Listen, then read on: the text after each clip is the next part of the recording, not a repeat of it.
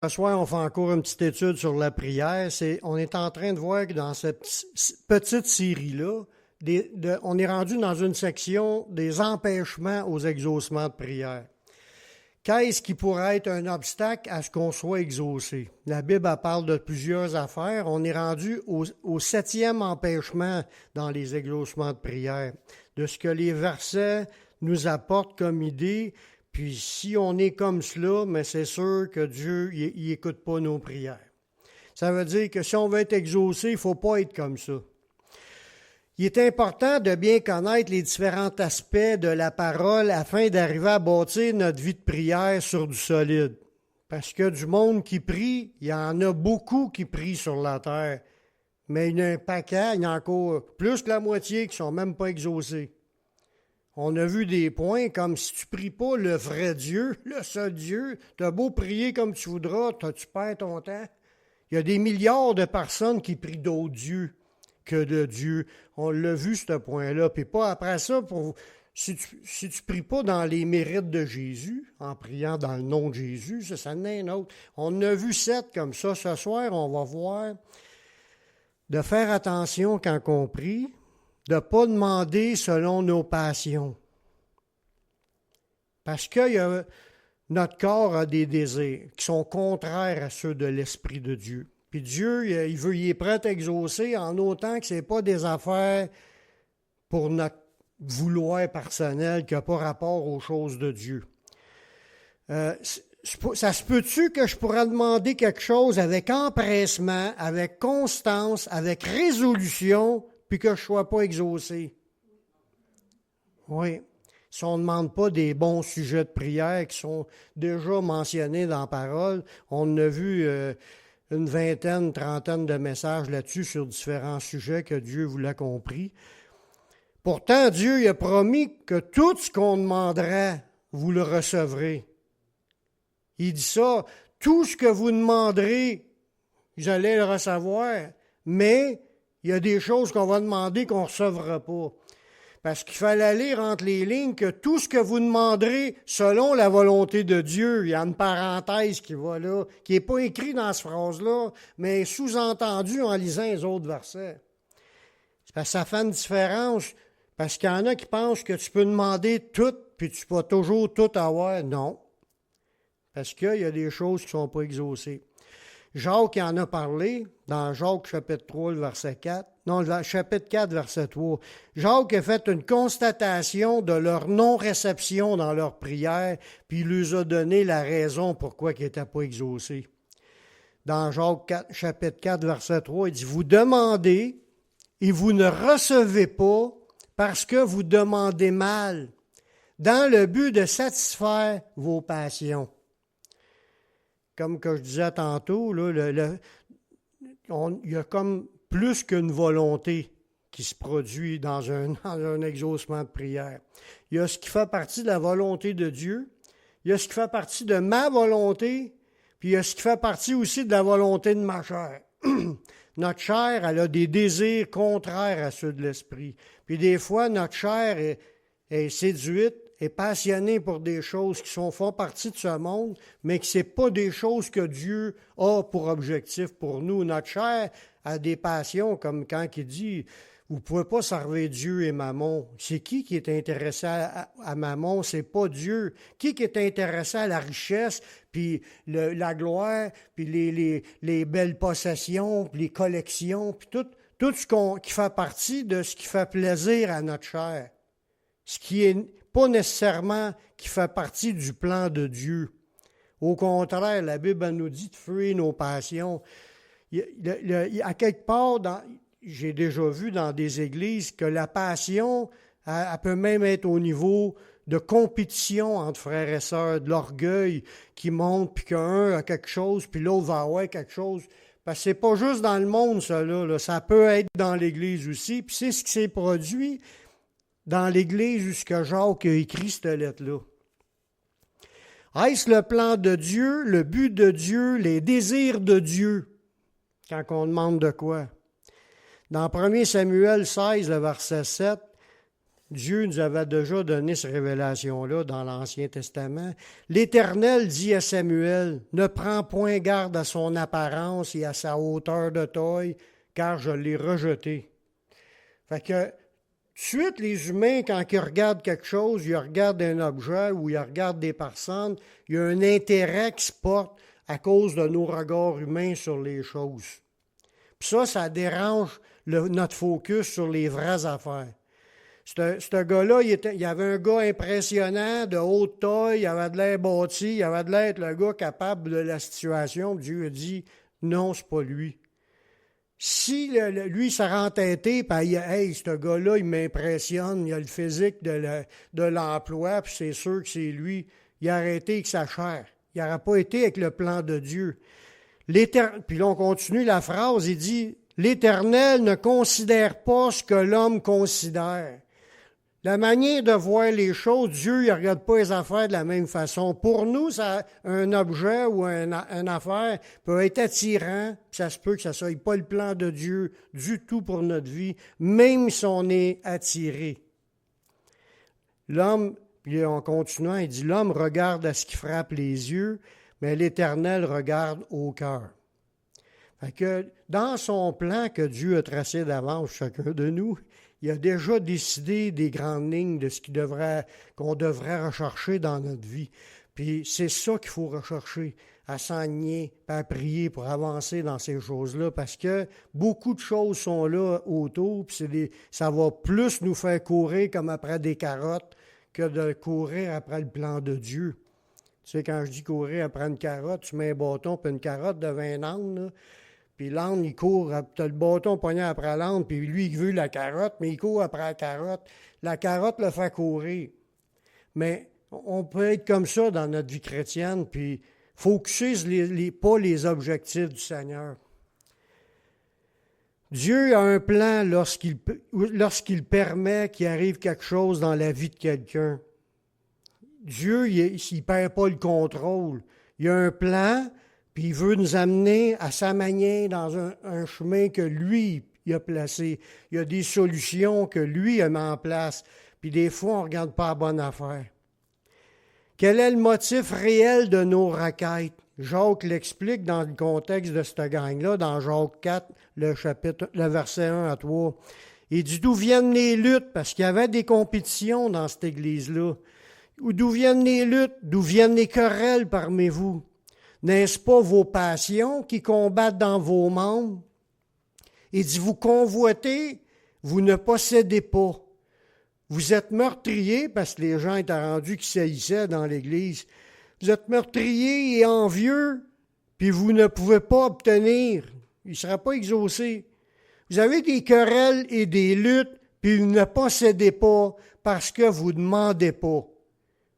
Puis là, il continue. Vous demandez et vous ne recevez pas parce que vous demandez mal dans le but de satisfaire vos passions. C'est sûr que quand tu es chrétien, il y a beaucoup de choses qui tombent dans notre vie dès le départ, on se désintéresse de certaines affaires, mais ça, cette lettre-là, où ce que Jacques a écrit, c'est 30 ans après que Jésus soit crucifié que cette lettre-là a été écrite. Fait que les églises avaient comme évolué un peu pendant 30 ans, mais dans l'état où ces chrétiens-là étaient rendus, compétition, ils chicanaient, il y avait du désordre, ils convoitaient, tout le monde pense à améliorer sa situation financière, à améliorer ses biens, à chercher les choses du monde, puis là, il y a de la compétition, des chicanes, puis de la jalousie, puis des querelles, à cause qu'ils réagissent charnellement. Puis là, Jacques, il met le doigt sur le bobo. Il dit, vous demandez, vous ne recevez pas parce que vous demandez mal dans le but de satisfaire vos passions. Puis si on irait plus loin, là, ils se font traiter d'adultère par Jacques. Adultère que vous êtes, ne savez-vous pas que l'amour du monde est inimitié contre Dieu? Recherchons-nous des exaucements avec des motifs animés par la compétition, l'orgueil, la recherche de s'élever un empire meilleur que les autres, puis même pour des choses de l'Église, là, le plus beau clocher, entre les églises. Je dis pas ça on a ça ici, mais c'est arrivé dans l'histoire des églises, jusqu'il y a eu des chicanes entre des églises, puis des jalousies, puis des guerres entre deux églises quasiment en face, puis un qui remonte sa façade, l'autre, il y a un plus gros clocher, puis ça a fait des compétitions dans les temps. Ouais, c'est là qu'est l'expression de ça, la guerre des clochers. Ça a existé dans des églises, puis c'est sûr que ces passions-là, d'en vouloir être le meilleur ou le premier, les gens n'étaient pas exaucés, ils étaient dans la chair. Parfois, ils ont oublié que ce que l'apôtre Paul dit dans Galates 5, 24, il dit « Ceux qui sont à Jésus-Christ, ils ont crucifié la chair avec ses passions et ses désirs. » Ça veut dire que les chrétiens sont appelés à faire mourir leurs élans charnels de recherche, de soit en compétition, de se penser meilleur, d'avoir les plus beaux objets. Puis là, ça sera le sujet de prière. Imaginez, Dieu, il n'exauce pas ce genre de requête-là. Est-ce que je recherche à m'intégrer au plan de Dieu en renonçant à moi-même, en recherchant la place que Dieu veut que j'atteigne, en aspirant à la vie de l'Esprit que Dieu a préparée pour nous? Lorsque je suis dans ce sens, Dieu a promis de répondre à mes prières, pourvu que nous soyons dans la direction du Saint-Esprit. C'est ça qui est le point principal. Est-ce qu'on vit que c'est le Saint-Esprit qui nous pousse à prier pour ce besoin-là? Quand nous ne demandons pas selon sa volonté, nous ne pouvons avoir l'assurance de nos exaucements, même si nous essayons de nous convaincre nous-mêmes. Parce qu'il y en a qui veulent tellement la faire sans savoir si c'est le plan de Dieu pour eux autres. Puis là, ils essayent de se convaincre. Puis là, je critique pas mais même si tu dis au nom de Jésus, pas au nom de Jésus, puis telle affaire, là, tu t'estimes, tu veux que ça arrive, puis que si c'est pas le plan de Dieu, ça n'arrivera pas, même si tu te tords de tous les sens, puis même si tu te fouetterais. Parce qu'il y en a, ils se flagellaient dans leur requête, ils priaient, puis ils se flagellaient, puis ils se meurtrissaient, puis ils se brûlaient, puis toutes sortes de sacrifices pour essayer. Ça me fait penser quand que le prophète de Élie, puis les prophètes de Baal, puis là, on fait le sacrifice. Puis là, les prophètes de Baal, eux autres, ils ont mis le sacrifice, eux autres aussi, d'un taureau en premier. Puis là, ils invoquaient leur Dieu pour que le feu tombe du ciel. Puis il n'y avait pas de réponse. Puis là, ils ont pris des couteaux, puis se sont fait des incisions, puis ils se martyrisaient pour essayer de mettre Même si tu fais ça, si ce n'est pas la volonté de Dieu, tu ne seras pas exaucé. Élie, lui, l'a fait en priant l'Éternel, puis le feu du ciel a tombé tout de suite, puis ça a tout consumé. L'important, c'est auparavant de savoir si tu es vraiment dans le plan de Dieu telle affaire. Dans 1 Jean 5, 14, ça dit « Nous avons auprès de lui cette assurance que si nous demandons quelque chose selon sa volonté, il nous écoute. » Fait que si je demande quelque chose qui est selon sa volonté, il écoute. Dieu, il écoute ces genres de prières-là. Mais si ça ne l'est pas selon sa volonté, même si je me torture, ça n'arrivera pas. Et nous savons que s'il nous écoute, parce qu'on quelque chose que nous demandons, nous savons que nous possédons la chose que nous avons demandée. Fait qu'il y avait de l'assurance dans leur requête parce qu'ils savaient que c'était selon la volonté de Dieu de prier pour telle affaire. Ça veut dire que si je demande quelque chose en étant conduit par son esprit et sa parole, je suis convaincu de posséder ce que je demande. Puis ça, on doit savoir que Dieu exauce nos prières quand c'est conforme à sa volonté. Donc, il est possible d'avancer par la foi puis de croire que nous sommes écoutés, que nous recevrons parce que nous aspirons à voir ce qui est promis dans sa parole. Dans ce verset-là, il dit au verset 15, « Et si nous savons qu'il nous écoute, je peux déjà savoir que je suis écouté si je sais que c'est quelque chose qui est selon sa volonté. » Jésus lui-même, quand il était dans le besoin, il n'a pas recherché à demander selon sa volonté, mais selon la volonté de son Père. Il se soumettait au oui ou au non de son père. Il a dit, dans ce passage-là, c'est quand il était dans le jardin de Gethsémani, dans Marc 14, 36, il disait, « Abba, Père, toutes choses te sont possibles, éloigne de moi cette coupe, toutefois non pas ce que je veux, mais ce que tu veux. » Ça veut dire que dans sa prière, il y avait de la place pour dire, s'attendre à ce que Dieu dise oui ou non. Dans cette situation-là, c'est comme s'il n'était pas sûr. Il s'en remettait à Dieu. Puis ça, on doit rentrer. Moi, je l'utilise, ce principe-là, comme un exemple. Je suis dans une rénovation, j'ai besoin d'un meuble pour mettre dans la chambre de bain. J'avais besoin de 2 meubles, mettre au-dessus de la laveuse sécheuse. J'avais déjà l'image dans ma tête. Je l'avais dit à Aline, ça prendra 2 meubles, mettre au-dessus de mon. Fait qu'elle trouve sur Marketplace exactement ce qu'on a besoin, puis à un très bon prix. On dit qu'on est intéressé, on envoie le message, mais il y avait quelqu'un d'autre avant nous autres. Qu'est-ce qu'un chrétien va faire? Il va prier Dieu, « Seigneur, si c'est ta volonté, je te demande, si c'est ta volonté, je n'ai pas forcé. » Puis on l'a eu. Gloire à Dieu. Le gars, la personne s'est décommandée 2 fois de même sur 3. Sur 3 objets qu'on a recherchés, il y en a eu 2 qu'on les a eus. Puis que les 3 fois, il y avait quelqu'un en avant. Fait que tout ça pour dire, si tu ne l'as pas, tu ne l'as pas, mais tu mets ça dans les mains du Seigneur, puis tu te fies à sa volonté. Parce que si on y pense, là, cette affaire-là, un meuble, c'est un luxe, ça, c'est un accessoire, c'est pas obligatoire. C'est s'il veut. Tu mets ça entre ses mains, puis s'il veut, tu l'as. Tout simplement, c'est pas une convoitise. C'est pas une passion, voyez-vous. Tu le demandes, puis s'il te le donne, bien, merci Seigneur. C'est de même, ça marche. Il faut faire confiance à Dieu, c'est lui qui décide. Dieu il a le droit de répondre par oui ou par non à nos requêtes quand c'est dans son plan puis que ça ne le dérange pas. Si ça le dérange, c'est sûr qu'il ne t'exaucera pas. Puis même, il y a pire que ça se peut même qu'ils ne veulent pas puis que ça s'offre quand même à toi. Mais là, il faut que tu aies du discernement parce que là, ça peut être des tentations. Il y a des choses que même si on sera capable de se les payer, ça ne veut pas dire que c'est la volonté de Dieu de les prendre. Surtout si on s'endette.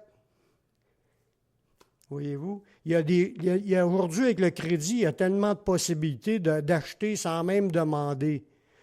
Le meuble que là, c'est exact, on l'a eu gratuitement. C'est exactement le meuble que je voulais, dans la taille que je voulais. Il fit exactement dans le trou ce qu'on l'a mis.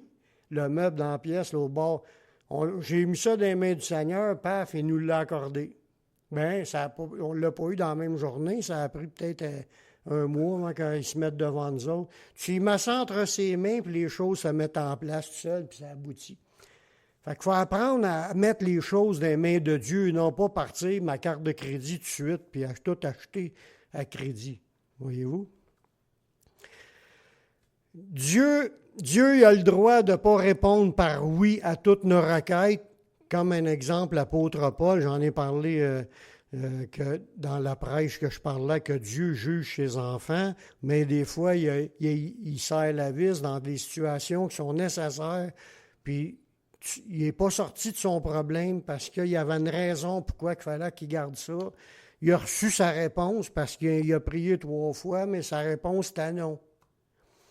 Dans 2 Corinthiens 12, 8, il dit « 3 fois j'ai prié le Seigneur de l'éloigner de moi. » Puis là, Dieu lui a répondu, il m'a dit « Ma grâce te suffit, car ma puissance s'accomplit dans la faiblesse. » Tu vois, ce gars-là, il s'est soumis à la réponse du Seigneur. Il ne s'est pas argumenté, puis critiqué, puis se rebeller, là, parce que quand tu as une passion qui t'anime, tu es prête même à te rebeller contre la volonté de Dieu.